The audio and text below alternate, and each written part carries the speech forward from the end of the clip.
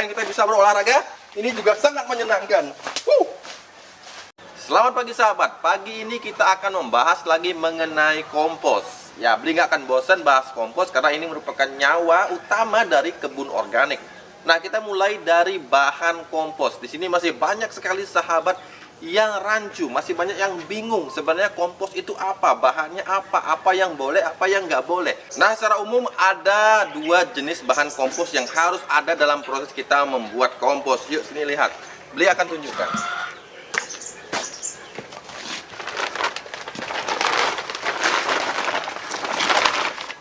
Nah, secara umum ada dua jenis bahan, yaitu ada bahan yang kaya dengan unsur karbon dan bahan yang kaya dengan unsur nitrogen. Jadi karbon dan nitrogen. Jadi untuk membedakannya, Beli sering sebut sebagai kompos hijau juga kompos coklat. Nah, apa itu kompos hijau atau yang dominan nitrogen? Yaitu rumput-rumput yang masih hijau seperti ini, sahabat. Saya dekatkan lagi kameranya. Nah, kemudian juga ada rumput hijau, daun-daun yang masih hijau. Sedangkan bahan coklat, nah bahan coklat Beli taruh di bagian bawahnya, sahabat ya. Kita buka.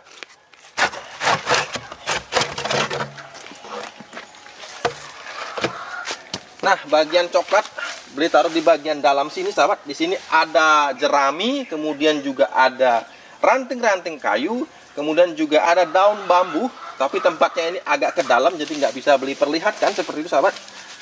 Kemudian juga ada cardboard, jadi kardus, sahabat, tapi digunakan kardus yang tidak ada tulisannya, kardus yang polos coklat seperti itu. Nah, secara umum bahan coklat dan bahan hijau ini akan Beli terangkan di tabel ini. Nah, Beli akan cantumkan tabel di sini. Jadi inilah bahan coklat dan bahan hijau. Mengapa harus ada keduanya, Beli? Nah, mengapa harus ada keduanya? Karena begini, perbandingan dari karbon berbanding nitrogen itu menjadi faktor kunci dalam keberhasilan pembuatan kompos. Karena apa? Bila kita menggunakan terlalu banyak bahan yang memakai karbon, banyak bahan yang dominan karbon, maka proses dekomposisi itu akan berjalan lambat. Sedangkan bila kita menggunakan yang dominan nitrogen, maka akan terjadi penguapan sehingga nanti komposnya cepat jadi tetapi hasilnya tidak akan maksimal seperti itu, sahabat. Nah, kemudian sahabat, yang tidak kalah penting Beli ingin jelaskan adalah masih banyak juga sahabat yang bingung Beli sebenarnya kompos dan kohe. Nah, kohe yang didekomposisi itu apakah sama, Beli? Begini sahabat, di negara kita biasanya kita menganggap bahwa kohe maupun kompos itu nggak ada beda. Jadi kohe yang kita dekomposisi juga sama, kompos namanya. Kemudian yang ini juga kompos. Tapi kalau di luar negeri sana biasanya dipisahkan, sahabat. Jadi kalau kompos dari bahan nabati yang alami seperti ini, jadi menggunakan proses dekomposisi yang kita bantu. Kemudian kalau mengenai kotoran hewan atau kohe, ini termasuk ke dalam jenis manure. Jadi dianggap sebagai sesuatu yang terpisah seperti itu, sesuatu yang berbeda. Tapi di kita bisa mengkombinasikannya seperti Beli misalkan. Kalau Beli memasukkan kotoran hewan berupa kotoran ayam organik yang ada di sana dimasukkan sini, jadi nggak masalah, sahabat. Karena ini juga memberikan unsur nitrogen. Jadi kohe itu masuk ke dalam kompos hijau. Jadi berikan di sini untuk mempercepat terjadinya proses dekomposisi, juga menambahkan banyak jenis mikroorganisme yang bisa membantu proses dari pelapukan. Nah, kemudian ada sahabat yang bertanya juga, Beli apakah saya bisa menggunakan tanah atau sesuatu yang ada di comberan, di got, kalau nggak salah itu ada yang kemarin tanya di grup. Nah, bisakah itu saya gunakan sebagai kompos atau sebagai bahan campuran kompos? Secara teori, sahabat, secara teori biasanya tidak direkomendasikan. Karena apa? Karena bahan itu dianggap tidak steril. Akan tetapi secara praktek, nah tadi pagi Beli merekam video ketika Beli melihat apa yang tumbuh di selokan. Nah, ini adalah contohnya, sahabat. Ini adalah got, sahabat ya. Ini adalah got saluran pembuangan, dimana yang mengendap di bagian permukaannya ini adalah sisa-sisa dari limbah dapur yang terdekomposisi secara natural, secara alami, sahabat. Jadi teksturnya, bila kita bisa melihat, sahabat, teksturnya seperti ini, sahabat, mirip dengan kompos, akan tetapi tentu saja ini bercampur dengan sebagian dari tanah topsoil. Kemudian kita bisa lihat, sahabat, nah di sini ada tanaman, ini adalah kacang hijau, sahabat. Nah, ini adalah kacang hijau yang tumbuh dengan begitu saja tanpa ada yang menanam, mungkin dari sisa hasil dari pembuangan limbah di dapur, dimana mungkin ketika kita mencuci kacang hijau, ada bijinya yang jatuh, kemudian tumbuh begitu saja di lapisan kompos yang terbentuk secara natural, secara alami ini. Dan sahabat bisa lihat buahnya cukup lebat.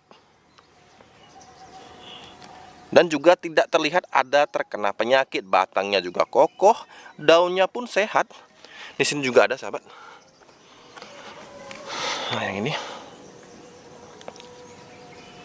Nah ini adalah bukti sebenarnya sahabat, apapun bahannya bisa kita gunakan sebagai kompos. Jadi dengan kompos, dengan media yang sehat akan mengakibatkan tumbuhnya tanaman secara sehat meskipun tanpa dipupuk, meskipun tanpa diberikan pestisida nabati, karena daya tahan dari tanaman itu sangat bergantung kepada media.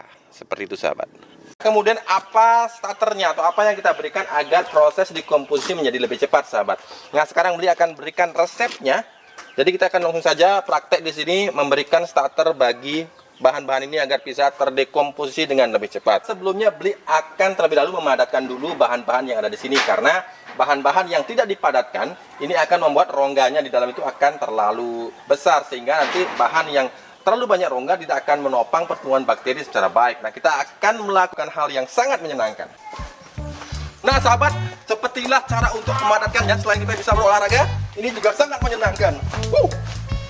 Sahabat, di sini untuk starternya, sahabat, silakan deketin kamera. Di sini Beli akan menggunakan, di sini ada biang kompos. Nah, bagi sahabat yang sudah pegang biang kompos, maka bersyukurlah. Karena apa? Karena biang kompos ini bisa mempercepat proses dekomposisi sampai 2 kali lipat. Beli sudah buktikan dan Beli sudah membuatnya berkali-kali. Selain itu ada banyak sekali manfaat dari biang kompos. Salah satunya yang pagi ini Beli dapatkan testimoninya ada dari seorang sahabat yang bernama Bapak Pipit Makmur.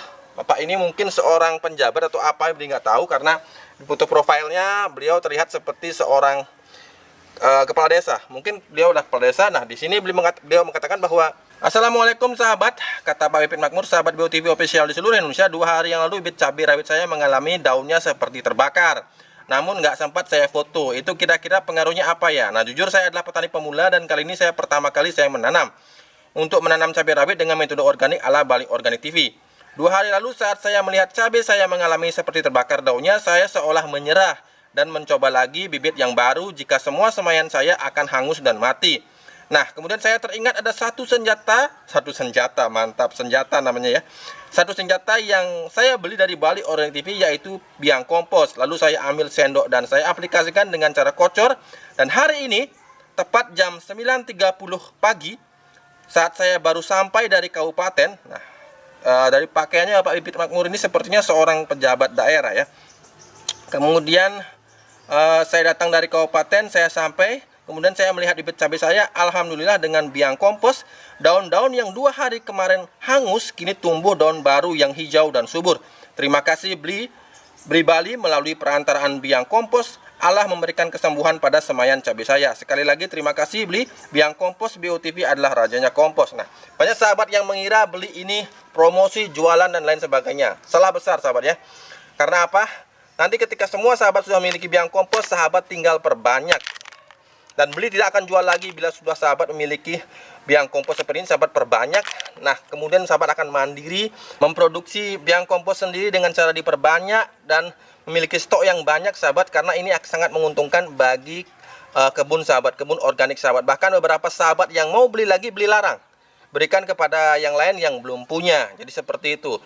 Ketika barang ini datang, ketika biang kompos ini datang, usahakan sahabat untuk langsung memperbanyaknya. Siapkan bahannya, kemudian perbanyak, menjadikan stok seumur hidup. Nah, kemudian bagaimana cara untuk mencampurkan bahan-bahan ini sebagai starter ya? Perlihatkan ini ya. Kita tambahkan dulu air cucian beras, tapi di dalamnya ini ada air sahabat ya. Sekitar berapa ini? Yang jelas kita kemudian masukkan air cucian beras.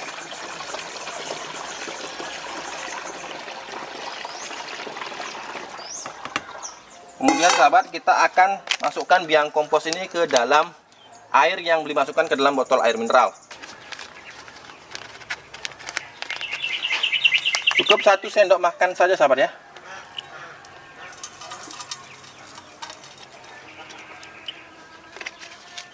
Kemudian kita kocok seperti ini sahabat. Nah, kemudian kita masukkan ke dalam sini yuk, perlihatkan ini ya. Nah, kita masukkan ke sini. Jangan khawatir, ampasnya ini ada saringannya. Bagi sahabat yang semprotnya nggak ada saringannya, sahabat bisa gunakan saringan dari kain agar tidak merusak dari alat semprot, sahabat. Kemudian ampasnya ini jangan dibuang, sahabat ya. Ini kita akan gunakan nanti, kita siramkan juga.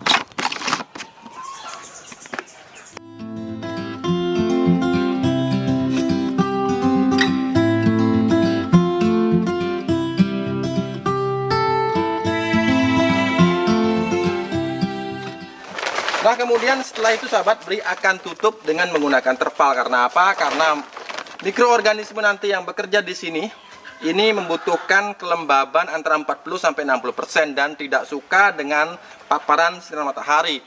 Nah, itu sebabnya kita harus dalam membuat kompos yang terpenting adalah menjaga kelembaban. Nah, sahabat yang gagal, sering sekali gagalnya di sini, gagal dalam menjaga kelembaban. Jaga di kisaran 40-60% kelembaban dan kemudian jangan sampai terpapar sinar matahari langsung, karena yang bekerja di sini, nah ini satu ilmu yang mungkin sahabat tidak akan dapatkan dimanapun, mungkin hanya sahabat dapatkan di Bali Organik TV. Beli menjelaskan bahwa ketika nanti kita tutup di bak pertama ini, sahabat, dari bahan mentah ini, di sini akan mengalami proses pemanasan yang terjadi akibat dekomposisi yang dilakukan oleh bakteri dan juga fungi. Nah, di sini bakteri dan fungi dalam bahasa Inggris disebut sebagai bacterial and fungi decomposition. Jadi proses dekomposisi yang dilakukan oleh bakteri dan fungi atau jamur, sahabat, di sini akan menimbulkan suhu yang cukup tinggi antara 40 sampai 60 derajat Celcius. Nah, jangan lebih dari itu. Jika sampai 70 derajat Celcius, maka bakteri justru akan mati seperti itu. Jadi ketika sahabat sudah melihat terjadinya pemanasan yang berlebihan di kompos, sahabat bisa tambahkan air seperti itu. Biasa semprotkan lagi air.